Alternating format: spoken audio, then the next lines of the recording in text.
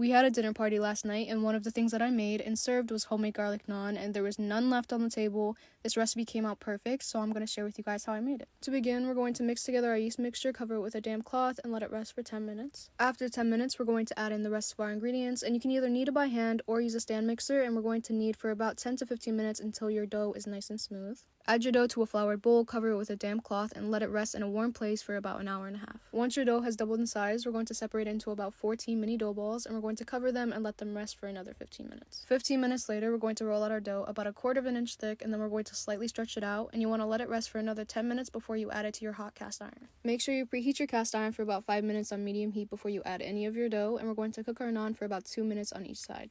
Mix together your ghee mixture and brush it on your fresh naan, and for more in-depth instructions, make sure to head to my blog because I was able to touch on so much more there, and you're done.